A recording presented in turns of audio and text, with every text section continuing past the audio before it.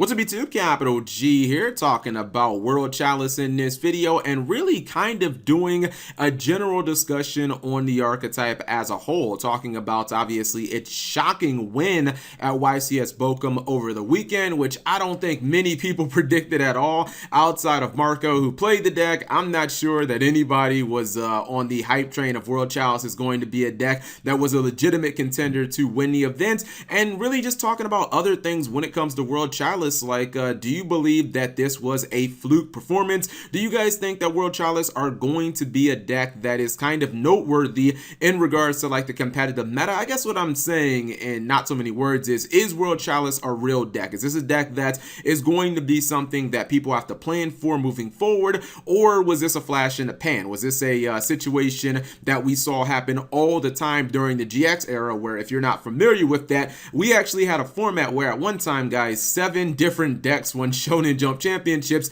and it was like, well, whose turn is it now? That was kind of where we were at, maybe about halfway through that point. Maybe that's going to happen with World Chalice. Maybe it will end up being a very legitimate threat for the rest of the year. Who knows? That's what I'm talking about in this video. So what you guys are actually looking at is the first place build of World Chalice, and to be honest, it's not very often that I ask a question that even I don't have a definitive opinion on, because I'm not 100% sure if World Chalice is like this really big legitimate deck. Because when I look at the deck on paper, and it's why I felt so confident putting it in my top 5, I think that the deck just not only is extremely strong because the ceiling of World Chalice is very, very high. I believe right now, I think it's probably one of only 2 hyperlink decks in Yu-Gi-Oh!, Pendulum Editions, and World Chalice. I don't really consider Spiral a hyperlink deck anymore because it's just not nearly as good as it was before. And honestly, I don't even think Spiral is all that relevant in the competitive meta. It didn't even top YCS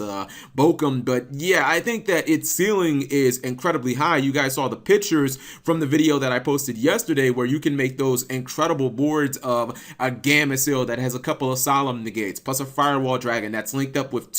That means, 2 bounces to disrupt your opponent. And then on top of that, you also have big beaters on the field like Skull Dread and Ib, and maybe you also have like a hand trap, like an Ash Blossom, or you happen to have like a Twin Twist or another form of disruption, getting one of your opponent's search cards, out of the way, or basically being able to get rid of their field spell, pendulum zones, etc., etc. And if you're going second against that, that shit can be daunting, man. It can feel like you have almost no chance of victory. In addition to that, he actually side decked a copy of Archlord Christia. Now, I wasn't sure if he was main decking it or not. I just know that in the finals, I saw him actually, as he was going through his deck, I saw him actually hover over the Christian. I was like, oh, okay. Now I think it was interesting that he side decked it. I kind of wish it was in the main deck, but Christia is basically another win condition where I've talked about this before. Archlord Christia is one of those cards where if you don't have like main deck outs to it, at least a couple of them, you're probably going to lose because they can summon it relatively easy. You send it to the graveyard with Brilliant Fusion. You have Monster Reborn. You have Soul Charge. You have Arum, the Link monster that can summon it back. So you have so many ways of getting Christie on board, and if you're not playing True Draco and you don't have like battle traps, it can be incredibly hard to get over it. 2800 attack, and then also no special summon, so even things like Kaijus don't out it. And one of the things was, right, I thought on paper that this would be a really good format for World Chalice, because when you look at some of the things that happened, right, just like specifically when it comes to the ban list. Now, I do believe that Torrential going to 3 is kind of like a hard counter to World Chalice, but not a lot of people are running that, mainly just control decks. But if you look at all the things that kind of benefited World Chalice, like, okay, well, Maxi is not a card you can run anymore. That was a card that super hard countered this deck, and obviously they want to special summon a ton. That's no longer an option when it comes to defending yourself against World Chalice. Also, Monster Reborn, when you have these Brilliant Fusion decks, like every single one of them are happy that Monster Reborn came back, because for the most part they have a ton of these really big powerful cards, and all of them are really good when you're summoning them back from the graveyard. Also, these decks generally can like OTK as well, so Monster Reborn is just another way to get like free damage on board. And I think one of the real things that benefits World Chalice as a deck is the fact that I think they use dead cards and they get more value out of kind of like good cards and cards that are dead in comparison to like other meta decks, right? Like think about this, right? When you think of kaijus, I think of kaijus where for the most part you see them in a whole bunch of decks, and most of us just like side deck them as outs to, you know, ABC Dragon Buster and outs to things like Masterpiece and Ignis Heat, kind of those annoying True Dracos. But when you look at kaijus in World Chalice specifically, not only do they serve that same exact purpose, but then you can summon Gameciel, and Gameciel is a walking solemn judgment that is almost impossible to run over. In addition to that, even if you don't want to go for Gameciel, if you're going second and you have a chance to actually like OTK your opponent, you might end up searching a Dogoran, and that's 3,300 if you summon it off of your well, not off Firewall, but if you summon it off of your Skull Dread. So, you know, this deck gets so much more value out of cards like that. You also look at the fact that, you know, he ran Twin Twister in the main deck, which I think is really good. Another thing I noticed is this deck is actually good going first or second. I'm not really sure we can really say that about a lot of Yu-Gi-Oh decks. That's another reason why I think World Chalice might be sticking around for some time. There are not a lot of Yu-Gi-Oh decks right now that are just inherently good going first or second. To me, kind of the only one that excels going first or second would probably be True Draco, because True Draco can, you know, it has floodgates like anti-spell and skill drain, and the Monarchs Erupt that can obviously lock your opponent out if they go first. But going second, you can just set your spells and traps. You don't have to activate them. You tribute them, summon Masterpiece, and that can be difficult for your opponent if they don't have like Solemn Warning. But when you look at this deck, so okay, well, you have spell and trap removal. That makes it pretty easy to go second. You also have hand traps, which every deck runs, but you also have kaijus, which have the dual utility that I just explained. And then we know when the deck goes first, it can basically be uncrackable. It can be like, you know, almost auto win. I think it's really funny, by the way, just on a side note, that you guys remember how when Blue Eyes was one of the most popular decks in the format, and it was like a tier 1 deck, we talked about how we never thought we'd see the day where people were running, you know, 5-6 normal monsters and like a meta deck, and now we're seeing it again. We're seeing so many in this build specifically, like 6 normal monsters, and that doesn't even include the Phantom Knights of Brigadine, which is basically another normal monster. It's the only trap that the deck runs. Another thing I'd like to touch on is how much better the archetype has actually gotten with the addition of Saryuja Skull Dread.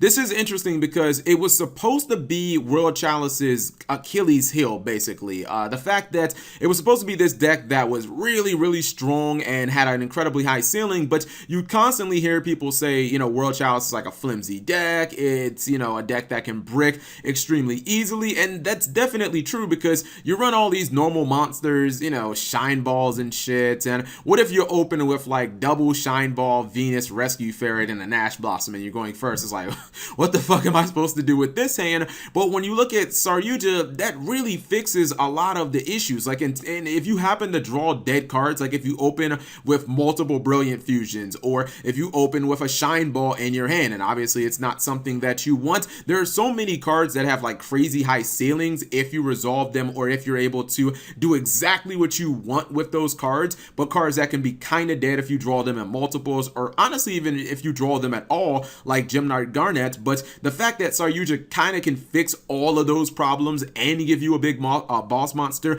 and give you a way to like summon those big ass kaijus and Rescue Ferret and other things out of your hand, just really, really helps this deck out. And that was something that I don't think a lot of people realized when this archetype first came out. We saw the crazy plays with it, but nobody thought that the consistency would actually be going up. And I think I'll go ahead and answer the question that I asked at the beginning of the video. I'll put my 2 cents in on, is this deck a fluke? Is it going to be one that falls off the planet, or is World Chalice going to be around for the rest of the format? Is it going to be a top 5 threat that, you know, has a chance at winning other YCSs, or is somewhere in the top 32 a deck that you kind of have to prepare for, or if not, at least keep on your mind?